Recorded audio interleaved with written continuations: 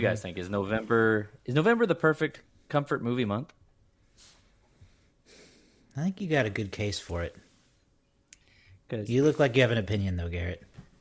the weather cools down. I think- you're stuck inside. You can't go I out. honestly think that November hits and I don't want to watch any movies. I think I want to read a book. Oh. Actually, to be honest with you, because book well, vendor. I mean, listen.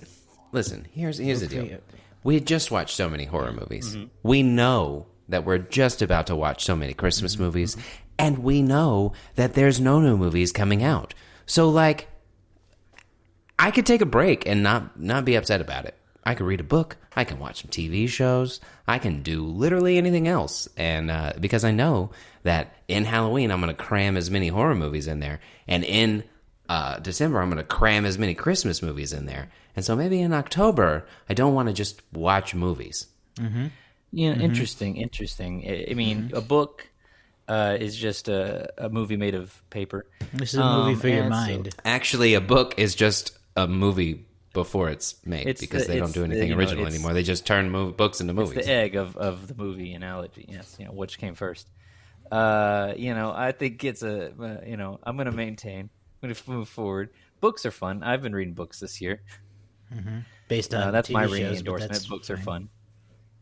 fun. I'm in my old man Western phase at this point, Right. so a lot of Embrace it. crime and horses. It's actually not been that many horses. It's just been a lot of like Crime. a late '80s era crime. But Have you seen The Highwaymen, David? I Have you seen The actually Highwaymen? watched that I think earlier this year, and Yeah. it was Oh, great. yeah, that's right. Yeah. It was great, You know what they were? huh? Texans? You know what they were? They were they were Texas Rangers. Yes, right. And I find November to be great for World See, Series I was looking. champions. I was waiting for it. I knew you had to be making a connection somehow. I was thinking about what Garrett's high point should be this week because OU lost. I was, Well, it has to Didn't be even watch that. it. Don't care. Don't care. My Razorbacks Don't won, care. so I was going to wear my hat. Josh can wear his Cowboys gear if he has any. Garrett, obviously, you rep the Texas Rangers on that. Right. So we all have Yeah. something to Yeah, celebrate guys. this weekend.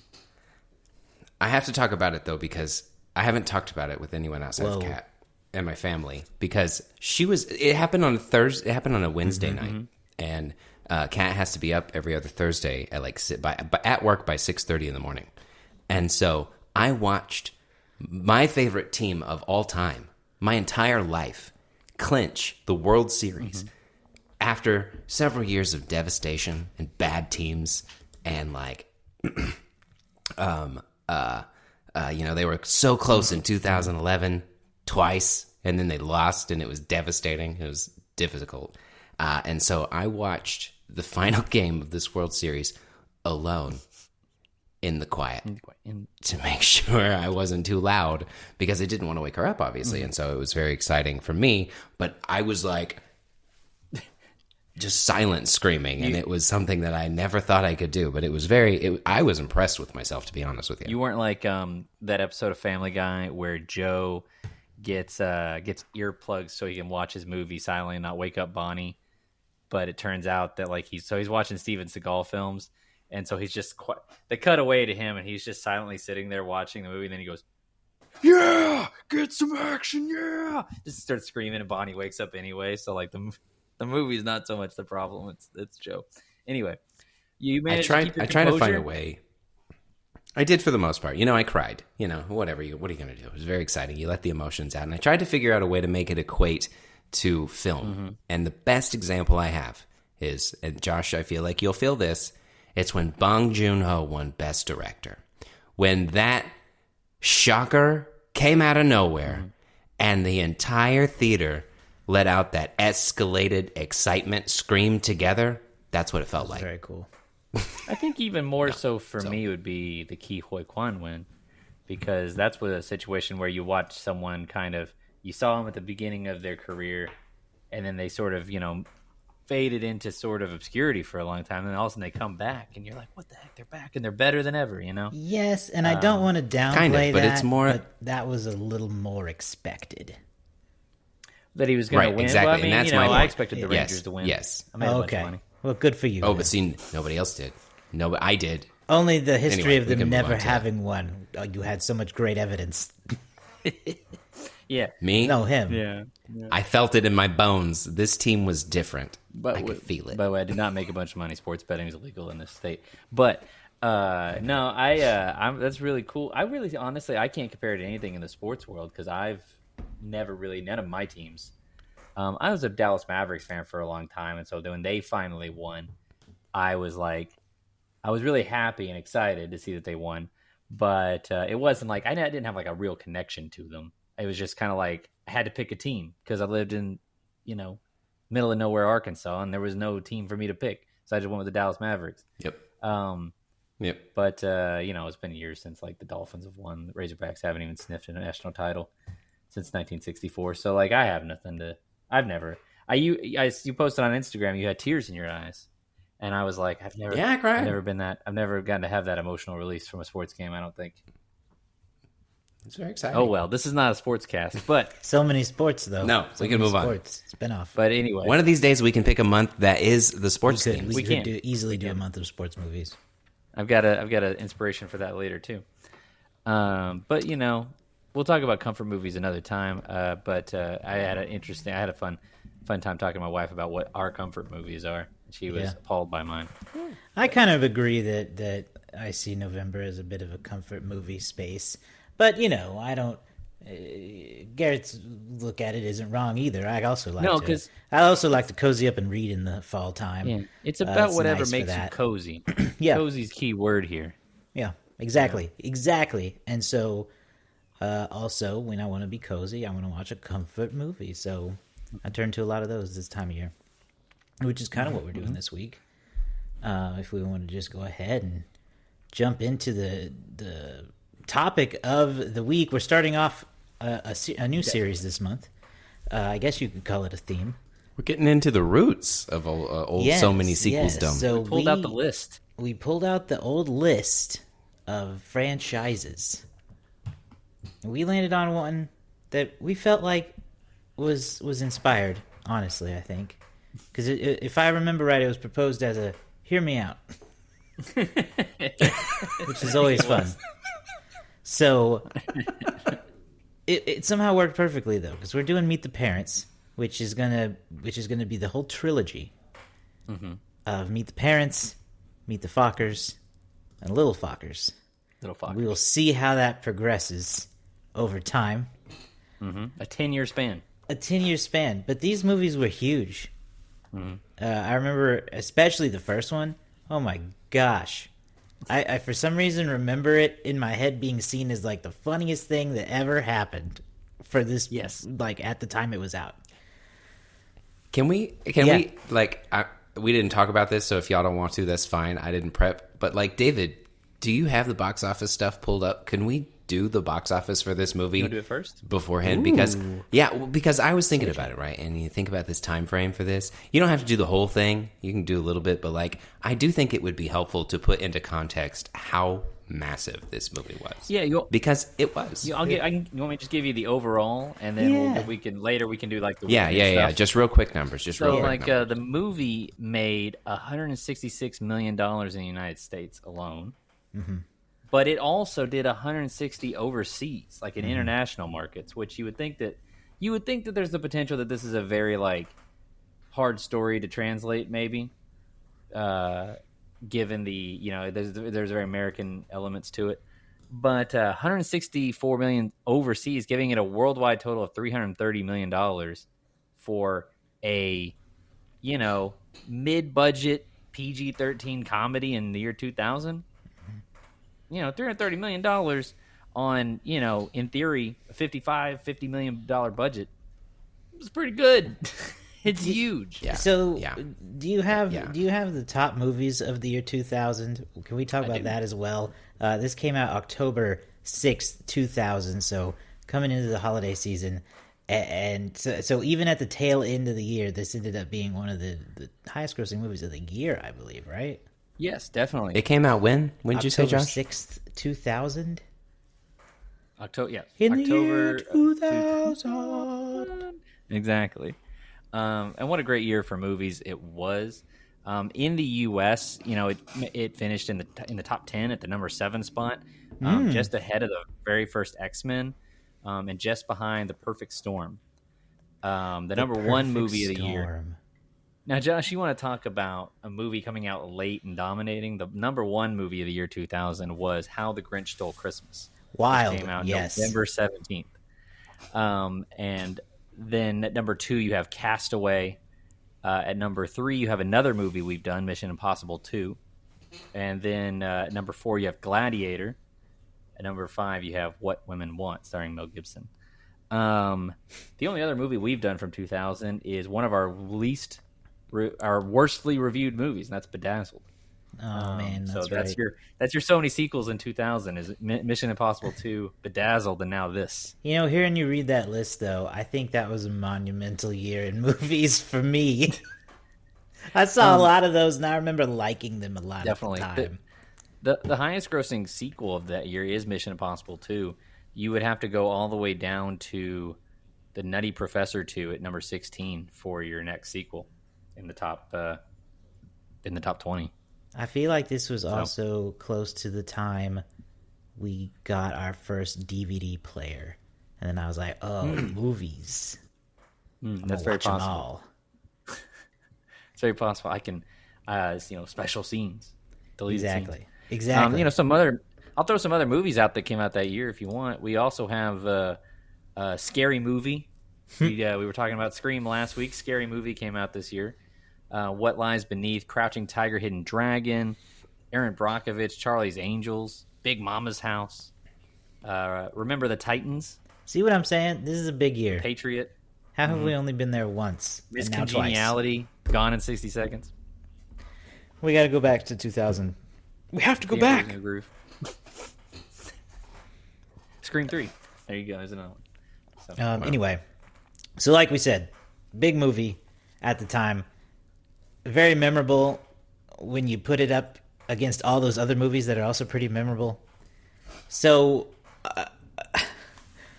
I want to ask what you all think about this movie, or what your memories of it are, because I wanted to share mine. Not that they're specific or anything, but like I said earlier, I remember it being thought of as like, oh my God, Meet the Parents. You will never believe how funny it is when you see it. And and this is just like stuff I remember picking up because I'm 10. 10 at the time. And I remember people quoting it and being like, ooh, can you say that? Because it's fucker. Get it? But I remember not seeing it myself until my parents got it on DVD because they always talked about how funny it was. And then I got to see it. And it was very funny. So do you guys have anything like that? How did you come into this movie? No, for some reason I have weird memories of it being like mentioned on like those VH1 or the like MTV type like countdown lists and things like that. Like I Love the 2000s or those types of things. I remember it just being because I remember like there's being like the whole his name's Fucker. Like I just remember like I feel like Michael Ian Black talked about it. I feel like it was a really influential film at the time, but I don't remember seeing it probably till I was 13 at least. Maybe probably a few years after it had come out. Probably saw it on TV on Comedy Central or something. I'm sure.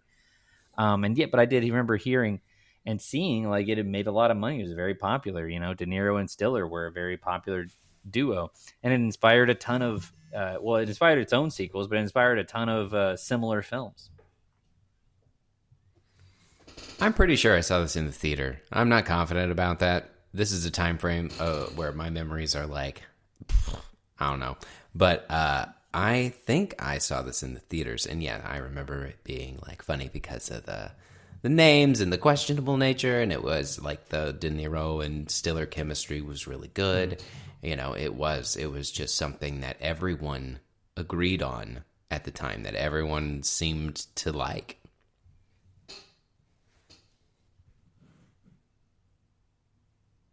Oh, I thought you. Oh, all I I got. thought you That's said the- that that's the everyone end- seemed that's to the end like. of what I had. Is what No, I thought. that's the dramatic period to I thought my he was I thought you massive froze. statement. Yeah, me too for a second. Yeah, No, yeah. no, that was just the end. Okay, I agree. Had any of you? Do you guys have you seen this more than once or more than any time since the first time?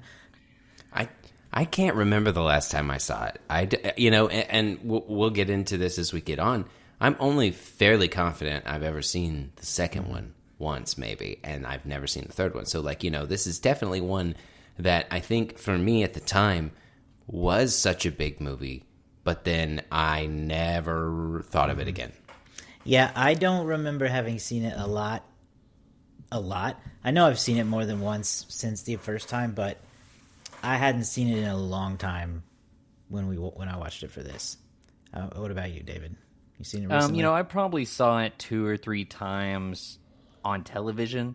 Yeah. I almost feel like I probably never saw it all the way through because I would always catch it in progress, just by the nature of how TV worked back then. I don't think we never had it on VHS or DVD or anything like that. But so I probably saw it a couple times, but never caught on to certain. Like I remember always being sort of lost when he did the big reveal about the CIA. When Ben's spiraling out and he's like, "Didn't tell him about your little meeting, did you? Oh, Jack talked Thai good." Like I always miss the stuff earlier on with the store and all that. Their first meetings and stuff. So this is probably legitimately my first time seeing it all the way through without any breaks in the middle. I've never seen the other two, so I'm very interested to see how those turn out. But yeah, I did enjoy it quite thoroughly though. I remember always liking it, and I can't wait to sort of dissect it a little bit more today. Yeah, so if y'all haven't seen Meet the Parents or remember it, it is about Ben Stiller's character, Greg, is how we're introduced to him first. He is a nurse in Chicago who is wanting to propose to his girlfriend, Pam, but I don't know I guess you'd call it a mix-up at the moment he's about to propose. He finds out that maybe he should ask her father's permission first.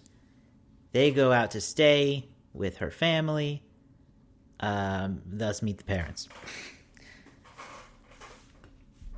And the whole gist of it is it's like he's kind of this hapless idiot, and the father, Robert De Niro, is the overbearing, sneaky, overprotective father figure. And just comedy. Everything that can go wrong does go wrong for Greg. Yeah, I want to talk about Greg first, obviously, with him being the main character. So there are so many times in this movie that I had to watch it through my fingers like this because it was so horrifically cringy. This movie does cringe super well, which I like in good doses, and I think this had enough of it because most of those moments were the moments where I was like, oh my god, he really did nothing wrong and this horrible thing just happened. Right. Because most of the time it is kind of just like, oh wow, he just sucks. But then there are a few times where you're like, oh no, you got yourself into that mess yourself. But a lot of the time, man, like the moment when I gasped the hardest, just to get into some of my favorite parts to demonstrate this character, he completely on accident shattered Jack's mother's urn with that champagne bottle. That's just bad luck, man. Bad luck. But also one of the worst things that could ever happen. Exactly. I maintain that Greg makes arguably only one real bad decision in this movie, and the rest is just absent-mindedness and genuine accidents, you know? He let Jinxie out, right? That's just him being absent-minded, not thinking, oh, wait, Jinxie's not supposed to go out. You know, he doesn't know the cat that well.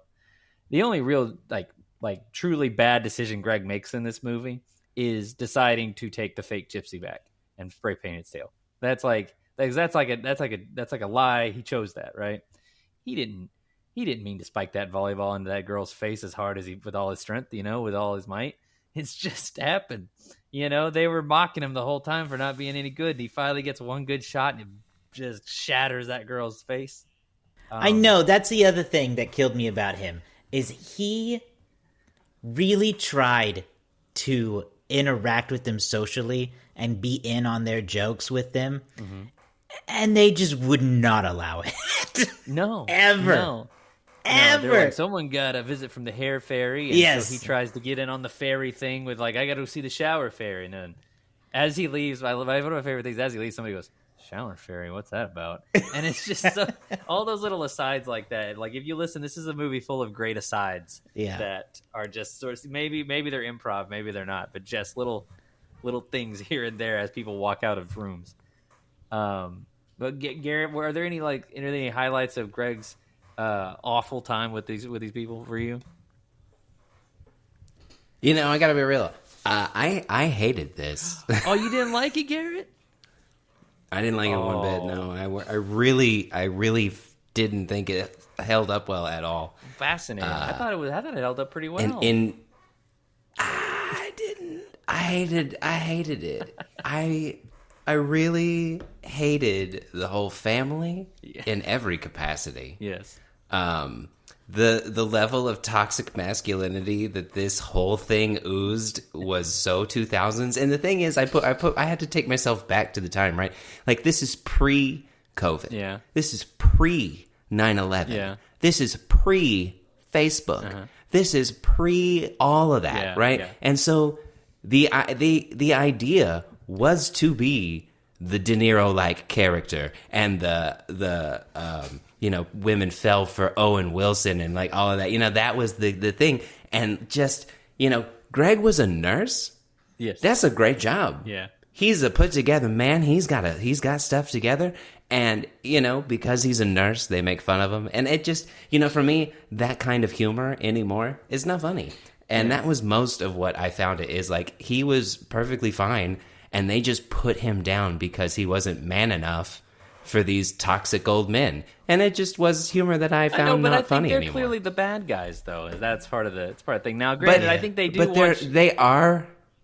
They are, but they also make Greg out to be the bad guy. Yeah. When he's not, I'd have left. If I were him, I'd have left. I would have left so fast immediately because his girlfriend / wife / fiance has no boundaries with her family whatsoever. She's like trying to put him in the most uncomfortable position, right. And all he is trying to do is win. And yeah, he does make dumb decision, but he's also painted as the bad guy a lot of times throughout this movie. And I'm just like, everyone else is awful. I know, and I found the humor not to stand up at all. I think that's their roles, though. I think they're supposed to be these sort of like hard to win over people. These bad, and they're not like these. Not doesn't want to necessarily be friends with them after, but it's the unrelenting conflict of every time he tries to start up a repartee with Robert De Niro, who I think what worked for a lot of people back then was Robert De Niro doing a comedy. I don't know how many comedies he had done in the 90s leading up to this, but Robert De Niro is sort of that by 2000 and today even, but by 2000 is that quintessential like hard gangster movie, like serious actor. So you put him in a situation where like the entire, he's going to be a comedy. People are like, oh, this is going to be great. This is going to be, I'm trying to think of like a modern example to allude to, but I think that just really put people in a place where they're like, oh, I got to see this. Robert De Niro is like the most intimidating guy in cinema. So to have him be like the father you got to try to win over. And I think you're right. I think that it's a very progressive place that they try to put Greg in, where he is a male nurse. He's not concerned with sort of the machismo that Robert De Niro's Jack character is, that his friends are. Dr. Bob. That Dr. Bob's concerned with, those types of things, right?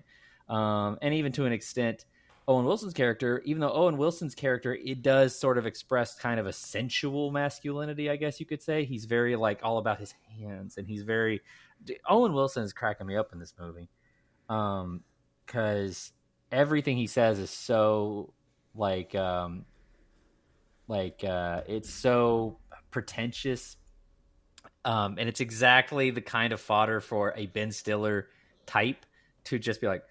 Just shake his head at, because I love him being like, I love him mocking him later on and being like, I saw some beechwood out there, maybe he can go reclaim it, it's the hardest one to work with.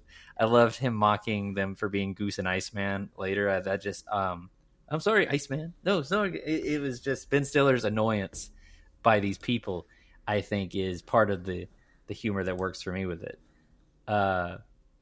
Josh, I think something about this movie that you would appreciate is that, as far as it goes as for being a comedy, it's a fairly grounded comedy, as opposed to like a sort of a really outlandish or farcical kind of movie. Mm-hmm. Yeah, I mean, a lot of it comes down to physical comedy from Ben Stiller. He does a lot of pratfalls, a lot of stupid stuff, falling off the roof, falling off the ladder when he's listening to the wall. Mm-hmm. So a lot of that comedy I just really appreciate. And this is, I think, like peak Ben Stiller era for him.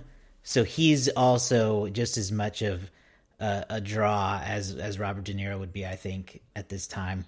You think, oh man, this is like the funny guy right now. And a legend like De Niro. So I like that approach to the comedy in it. And it's just a lot of there is a lot of bad humor that doesn't hold up. Like you said, Garrett, the male nurse jokes are not funny, but I also kind of see what you were saying, David, where but those are the bad people in the movie. So I don't find those parts particularly funny. I don't think they'd be written that way today anymore, but there's still a lot of comedy that does hold up. I think all the stuff with Jinxie is pretty funny. A lot of just the comedy in the house, dealing with the bed situation, being walked in on all the time. Mm-hmm. It's just classic comedy stuff. The Ben Stiller constantly feeling like he has to lie. Greg feeling like he has to lie a little bit, and then he has to then maintain that lie, only be caught up in it. So when he says, when he gets caught looking at the magazine and he's like, pumps, breast pumps. Yeah, he's looking at, he happened to open into a breast pump ad. He goes with, I grew up on a farm. And so then that becomes a thing later. Now he's getting pressed on the farm stuff. So this was always one of my wife's favorite parts about the thing about you can milk a cat, you can milk anything with nipples. I have nipples, Greg. Could you milk me? Right? That was always one of the lines that I always remember being played whenever there would be promos for this movie. Yeah. I have nipples, Greg. And then that's constantly happening. The circle of trust.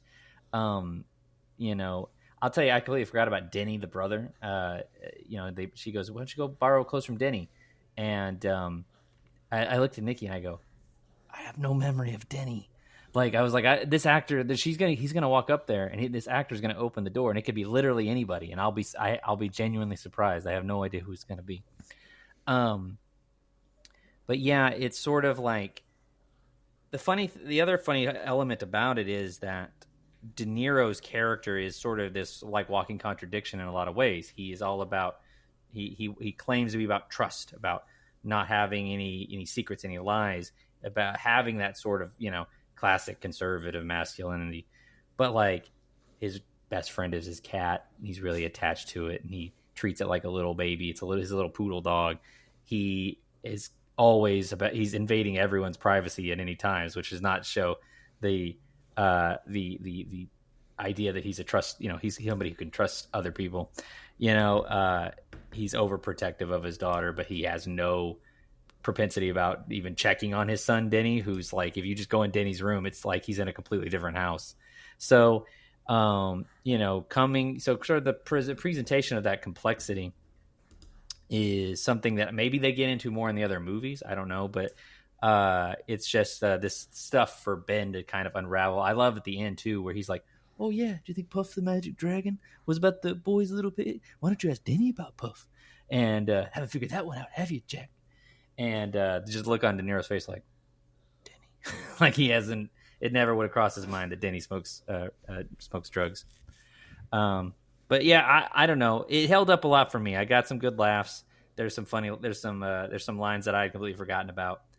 Owen Wilson's wearing the Knives Out sweater. I think that's worth pointing out for sure. Yes. One of the things that cracked me up the most and cracked me and my wife up was when Kevin's talking about. Greg asks Owen Wilson. He says, "What got you into carpentry?" And he goes, "Oh wow, God, I guess I'd have to say Jesus." That's one of my favorite lines as well. Yeah. And he goes, "If you're going to live your life, who better than Christ to emulate?" And De Niro points out that Greg's Jewish. And he goes, "You are?" Yeah. And he goes, "Well, so was JC, man." And I just laughed. So was JC. You're in good company. That whole bit. Owen Wilson, right when the movie was starting to drag a little bit, Owen Wilson comes in and just saves it for me. But Garrett, you hated this movie, so I don't even know what else do you got to say?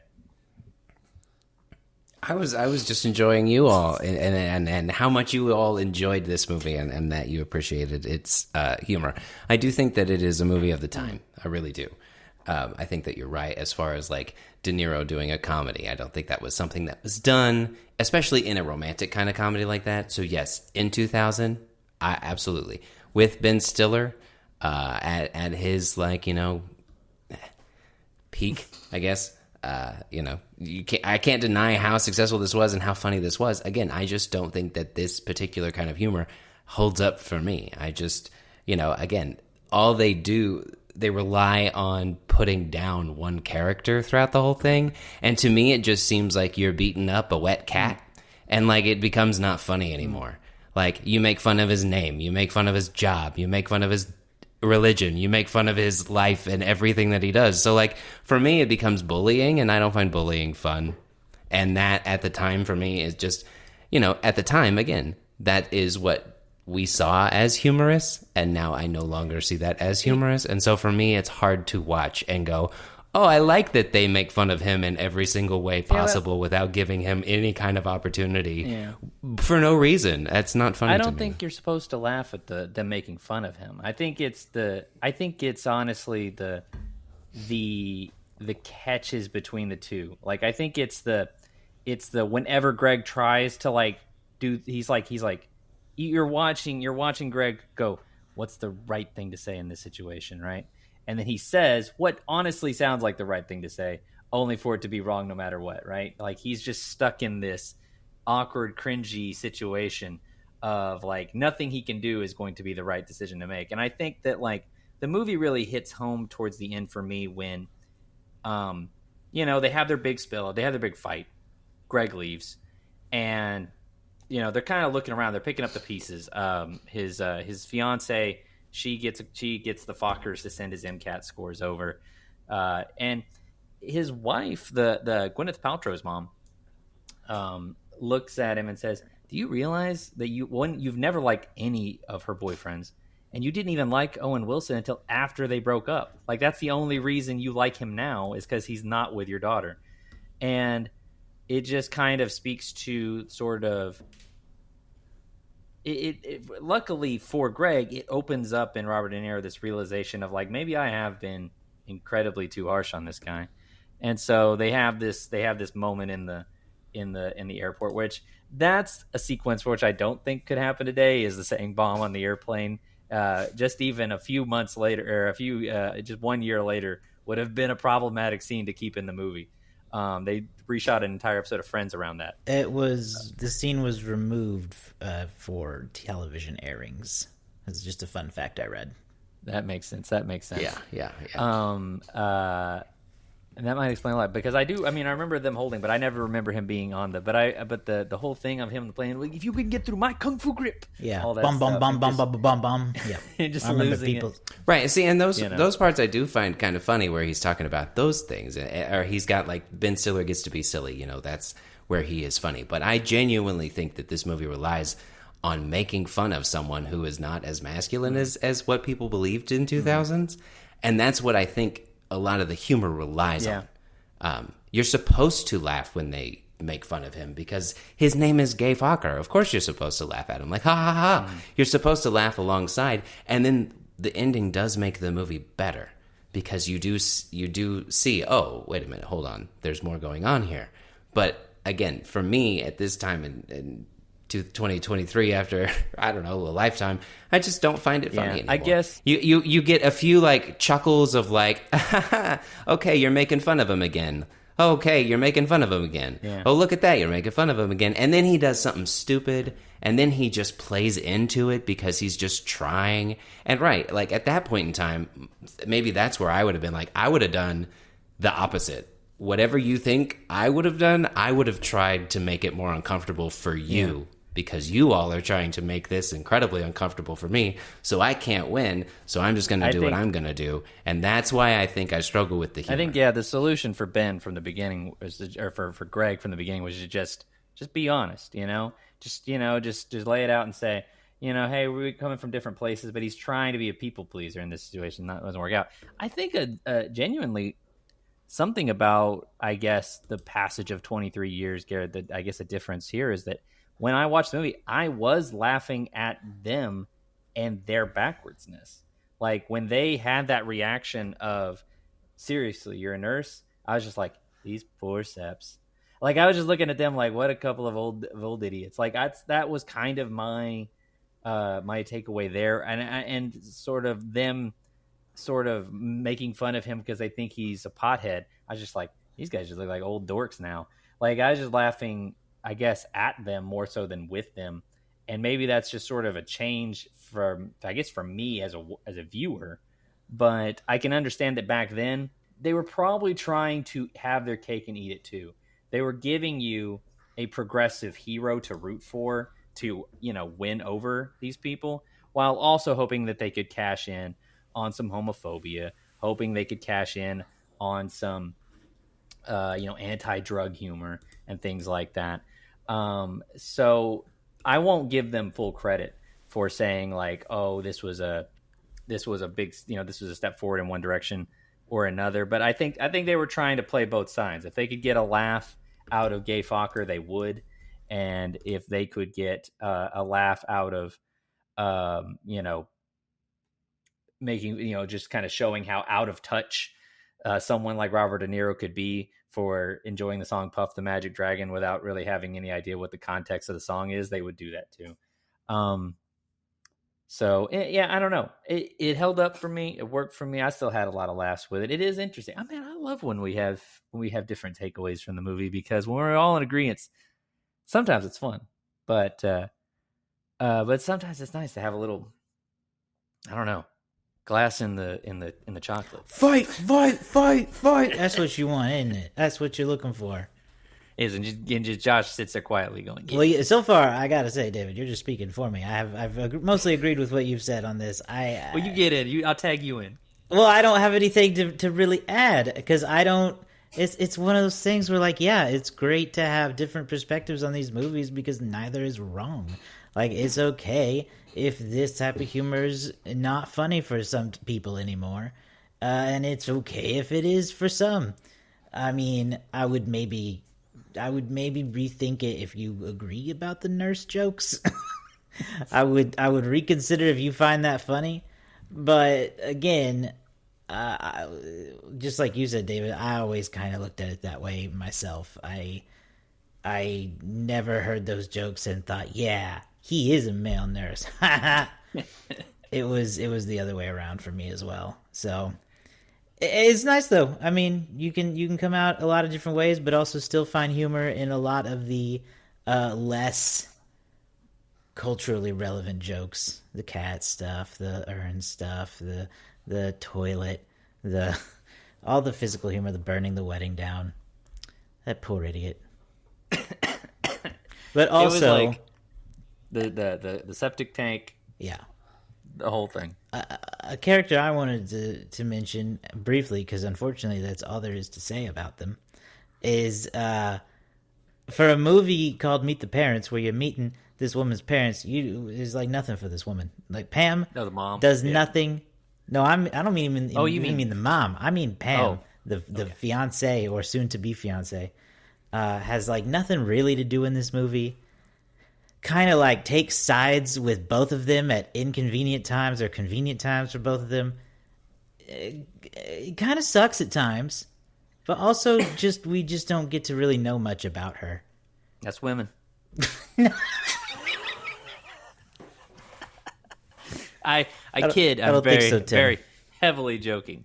Very heavily joking. No, yeah, I think that they even try to give a little subplot with the ex fiance situation. Yeah, but it's still tied around the ex. Even there, she's as a character, she's just there to facilitate the conflict, right? To like, it's her dad she has to impress. It's her ex fiance she has to spend a day with, those types of things. She's there to be the prize at times, and then she's there to make him feel bad, and then she's there to take him back. That's. There's not a lot of, she should really, honestly, there should be a lot of her just saying like, Dad, what the F are you doing? But.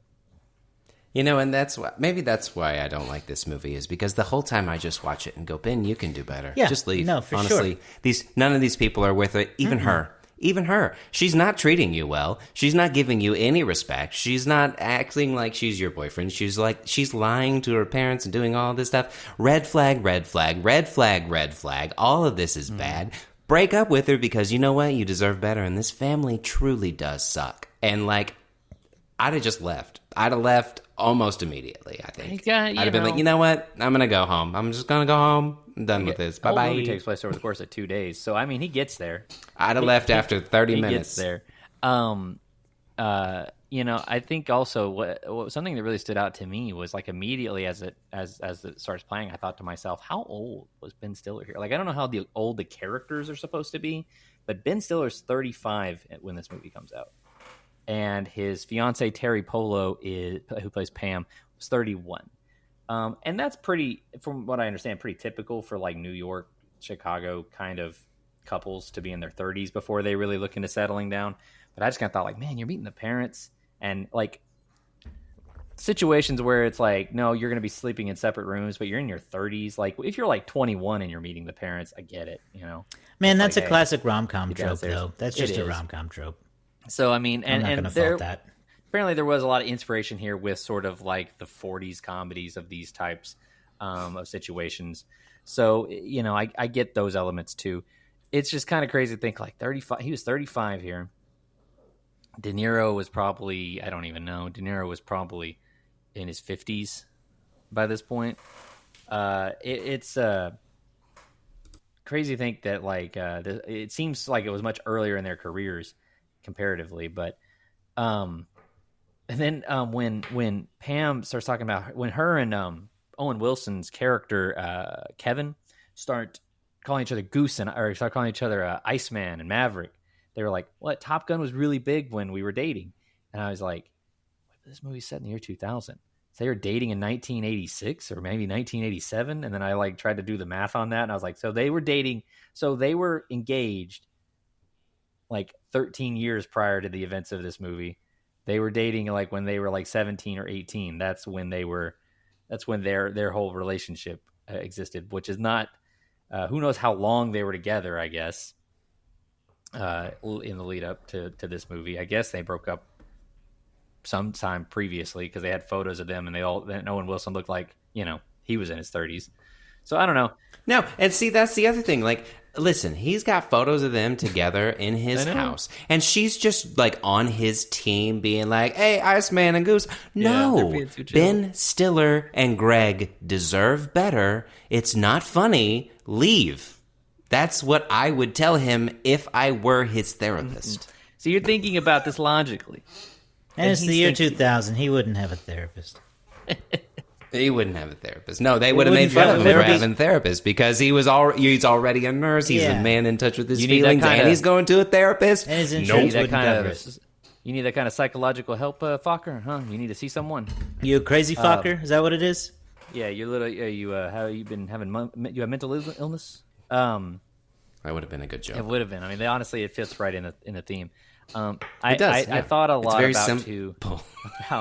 about Jack's philosophy on cats versus dogs. Dogs are very they're affirming character. They're immediately affirming. They require no effort to break, right? A dog, whereas a cat makes you work for their affection, right? And Jack is essentially in this describing himself. He views himself as a cat, someone who's you have to work to break. But I kind of think, and maybe I'm wrong, I kind of think that Ben Stiller himself as a character in this movie is very cat-like. He is very, fidgety, but he is very hard to break in a lot of ways. He maintains his composure as well as he can in front of the family. With Pam, he's like, they're going crazy out there. I don't know what I'm doing, you know. But by the end, they have severely broken him. Greg is very broken. He is unhinged, yelling at flight attendants, yelling at airport marshals, and he is. When Jack comes back to talk to him, there's no more veil. There's no more I'm trying to impress you. He's like, frankly, Jack, you scare me. Like it's all he's super honest by that point. So they have gotten to the point where they have broken each other, and I think are finally at the point where they can be honest in their situation. So I found the analogy of the cat versus the dog to be a very interesting thing to think about over the rest of the movie after that was brought up. Interesting, because I see this movie totally differently, where he was immediately broken because he immediately broke to their will and tried to do everything that they wanted to do, and he never stood up for himself. He immediately caved. So he was never like, to me, I never saw him as a cat or anything like that based on that analogy. I mean, he would... Right, that's breaking them. Like, if you're pretending to be somebody else in order to win their affection, you've lost. You're broken. See, and that's what I thought, is that maybe it doesn't work. But I was thinking about. I was trying to make it work in my head. Well, I think what you were trying to say, David, was that he never broke in terms of he never lost his composure on them until the very end. Yeah, I mean, he tries to maintain this veil of being totally fine, of being like, you know, like just keep rolling, just keep doing it. Don't let them see you get frustrated. Don't let them see you freak out. I don't know. So until he does, he just loses it. I remember as a kid, just thinking by the end of the movie, just thinking like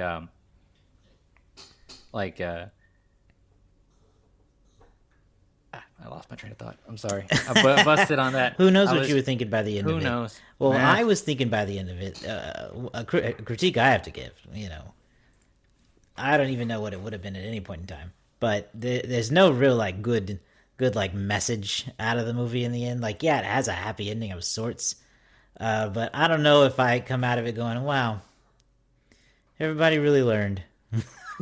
You know what I mean? Being honest. Like, they have a breakthrough moment, yeah, and it's nice, but we really had to go through a lot to get there, and I don't know that it was worth it. So I did look. I am looking now. There's a whole thing on Wikipedia about a couple of different elements that people have highlighted about this movie that they really like.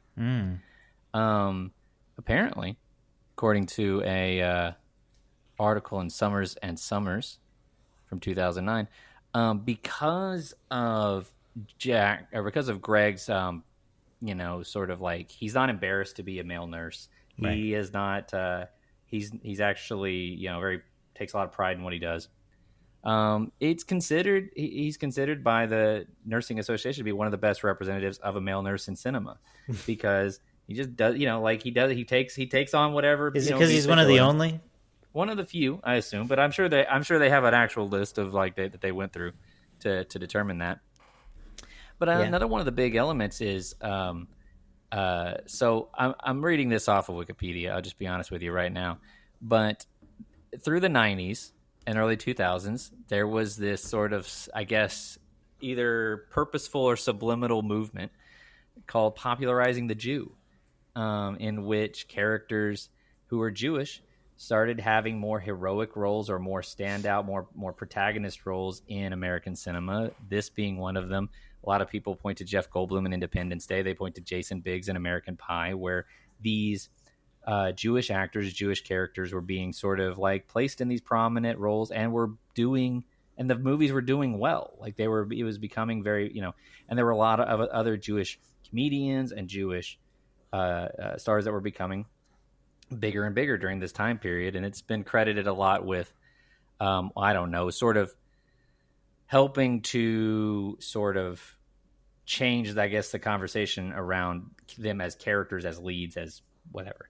I'd have to do more thorough reading on it, but yeah, this is just something that sort of popped up here as we were reading through about the movie. Interesting. I would like to know more about the movie that this was based, or it's a remake of, which came out in 1992. Not that much before. not that many years prior, but I don't know that it was like. I don't think it was like a wide release movie or anything. No, the poster looks crazy. Yeah, it's a 1992 movie, but you look at the poster and it's like one of those old 1950s style animated hand-drawn posters. It's interesting. Oh, it looks like it had a budget of $100,000, according to this. That's pretty small for 1992, even. And, I don't even recognize anybody in this cast. Nope. So... Yeah, interesting film. I don't even know what you could say about it other than it was popularized by a remake that Universal Pictures must have purchased the rights to it and said, "Let's do this again." But cast Ben Stiller. Well, at least they managed to make it profitable the second time they tried. And boy, did they! I was going to say, let's circle back now to that box office stuff we opened with. How did Meet the Parents specifically do? So like we talked about, 166 million in the United States for its total run. It opened the weekend, Josh, like you mentioned, October 6th, 2000, almost exactly 23 years ago as of this recording. It opened in the number 1 spot with 28.6 million, taking over from Remember the Titans in its second week, which brought in 19.2. That's going to be a great sports movie if we ever do like a sports movie month. Followed by Get Carter. Oh, yeah. Get Carter, which is a... who was it? John. It's either John Travolta or it's Sylvester Stallone. Stallone. Get Carter is a Stallone film. And then at number 4 was a re-release of The Exorcist that weekend. The 2000 director's cut. And at number 5 was Digimon the movie. Digimon. Did I forgot about them. You guys watch that? Yeah, I did. Which brought in 4.2 million. I think I already told you for the year of 2000, the number 1 movie was How the Grinch Stole Christmas, starring Jim Carrey. Yes. Castaway, Mission Impossible, Gladiator. So I mean, it was the day of movie stars. You have Jim Carrey, Tom Hanks, Tom Cruise, Russell Crowe, and Mel Gibson all as your top 5 sort of leading characters of those films. This could have been an even bigger year for Jim Carrey because he was originally circling the role of Greg in this movie. I don't know if you all have come across that knowledge, but this movie was originally attached to Steven Spielberg to direct, with Jim Carrey potentially to star. And eventually they dropped out, and then it ended up with Jay Roach and Ben Stiller and all this. We would have seen much more physical comedy. It would have been a different kind of comedy with Jim Carrey, clearly, but also a huge time for him. So, it would have been a hit, I'm sure, either way. With Spielberg, I feel like Robert De Niro would not have liked working with Jim Carrey. I feel like it would have been different. It would have been a Tommy Lee Jones situation. Well, he may have been able to do it once. So anyway, yeah, we got 2 more of these. 330 boys. million. They ended up greenlighting 2 sequels to this movie. The next one came out in 2004, and we'll talk about that next week. This movie does even tease that at the end, where they say the only thing to do now is meet his parents. Yeah, meet the parents. I can't believe it took them 4 years though to get around to the sequel. That's a little surprising. I know. For a movie like this, but hey, yeah, we got 2 more of these. I am not optimistic going forward. I have to say, you got one. You talked about your reaction at the end of this. My reaction was, "quote I can't believe we have 2 more of these." End quote. I've never seen the other 2. It was your idea. Very curious.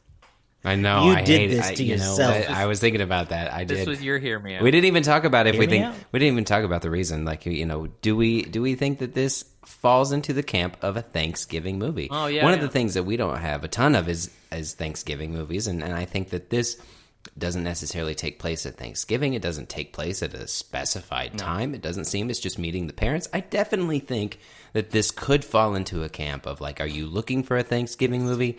Watch Meet the Parents. I think this I fits. agree. It has a very, your mileage may vary, mainstream, approachable humor. That is also, but it's also about what Thanksgiving is often about at its core, which is a family reunion of sorts. And so, with that being the central premise here, I think I would also say you could watch this at Thanksgiving and be happy with that choice. I agree. It's got dinners. It's got sweaters. It's got. It looks kind of chilly. Leaves are brown. You know, all the leaves are brown. Leaves are very pretty, I the thought. sky is gray. But I'm colorblind, so I have no idea. So well, maybe that's why. So I think it works as a Thanksgiving time movie. It's just they're getting together for a wedding, but I think. But that's secondary. I think that people get married in the really fall. doesn't matter even in the movie. it could be just 2 weeks before Thanksgiving. They're going to be back. They're going to be back soon. It could be October. It could be set when it came out. I don't know, but it works though. I think it works for if you're in the mood for a family movie and you want it to be a funny movie, but you don't want anything as crazy as Austin Powers or Dodgeball or something like that. Then you go for this. Yeah. All right. Well, let's start thinking about our letterboxd guesses for this movie. Let me pull up some of the most popular reviews for Meet the Parents on Letterboxd. The number one review is truly just a quote. 4 stars. I have nipples, Greg. Can you milk me? Obviously, that's going to be the number one review. Number 2, 3.5 stars. Is this what Americans are like? 5 stars. 5 stars simply for the line, "You tried to milk him, didn't you, you sick son of a bitch?" Son of a bitch, yes. 4 stars. I wish Robert De Niro was watching over me as I sleep in his pull-out sofa. 3 stars. More movies with De Niro being a huge cat person, please. And 4 stars. This is horror.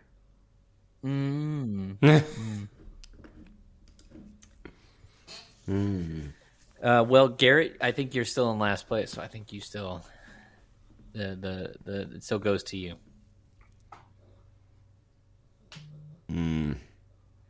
I definitely think I'm going to be in the minority as far as like people who don't necessarily love it anymore. But I don't think it's going to be well loved. I'm going to go with a 3.1. Okay.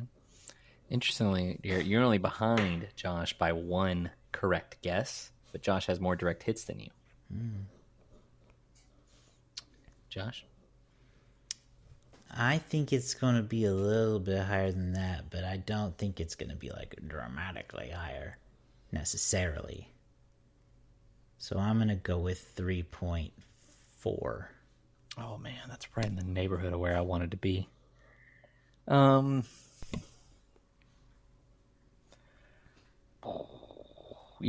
It sparked a lot of people liked it a lot. People maybe liked it and they haven't gone back and watched it. You never know. I'm gonna say it's a beloved comedy that's sitting at a 3.7. It's sitting at a 4.9. 4.9. No, you said 3.7? 3.7. Okay, we got 3.7, 3.4, and 3.1. It's a wide swath we've covered for this one. We don't often do that. No, we've covered the whole 3 range. We did. more or less.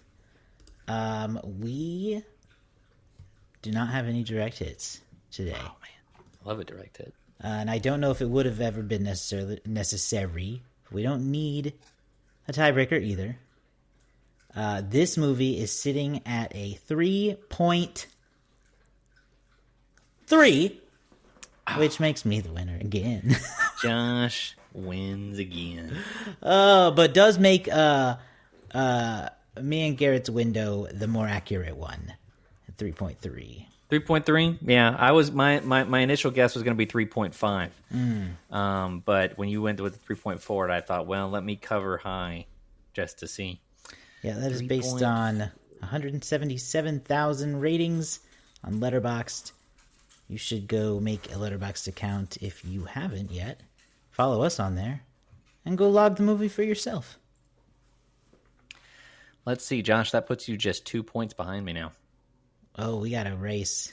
And one ahead of Garrett, or you're now 2 total guesses ahead of Garrett, but you're 4 points ahead of Garrett. So Garrett's 2 direct hits away from being tied with you. okay, so this is still still could be interesting. Anything could happen. We've got at least 5 or 6 more movies in this year. So we'll see how it goes. Okay, well, What are our ratings? I think Garrett should go last. Because it'll put us on the spot.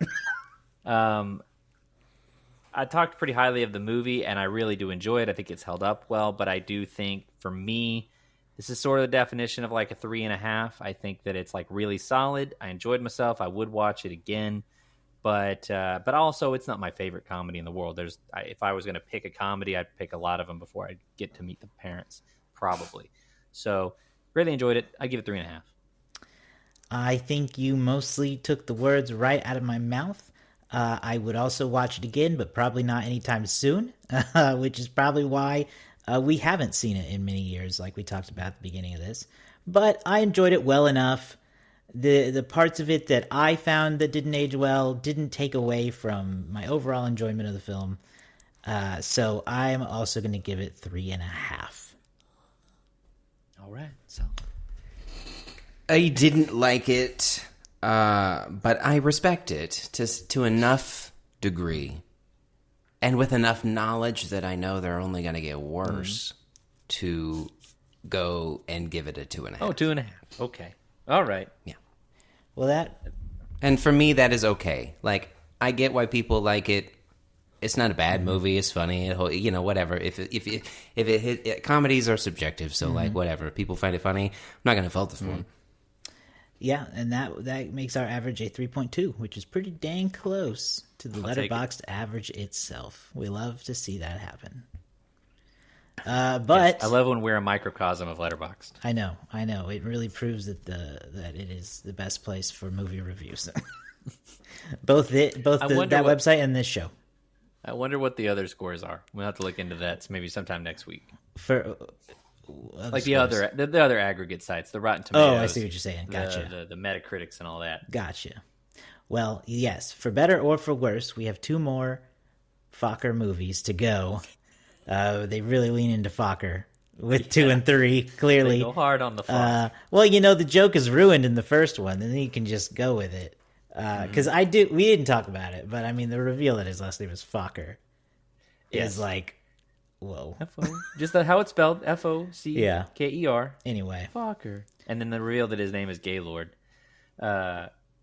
Just like, it's kind of like, and we didn't talk about it. That's a joke that for me just never really even landed, even when I was a kid. No, I don't. I think they pushed it too far with that joke. They should have left it at Fokker. It comes out so nonchalantly that it just doesn't even feel like it's supposed to be a punchline. Yeah. Anyway, we have Meet the Fockers next week, followed by Little Fockers the week after that. Then we will go on a little break for Thanksgiving. And then we've got So Many Santas right around the corner. It's going to be here before we know it. Can't wait. Christmas is everywhere I go now. I already see it at every store, every billboard, every commercial on TV. It's all Christmas now. So Mariah Carey's already out. She defrosted the other day. Did you guys see it? It's time. I posted some kind of video of it. Anyway. We'll be back with Meet the Fockers. Find us online at somanysequels.com. There you can find links to listen to all of our past episodes, as well as links to our social media accounts, where you can follow us and interact with us there. If you really love the show and want to support us directly, please do so at patreon.com/somanysequels. If you sign up there, you can get access to our Discord, where you can hang out with us in there. We like to talk about movies and TV and whatever else is on our mind. So again, check that out at patreon.com/somanysequels. We will be back next week. See you then.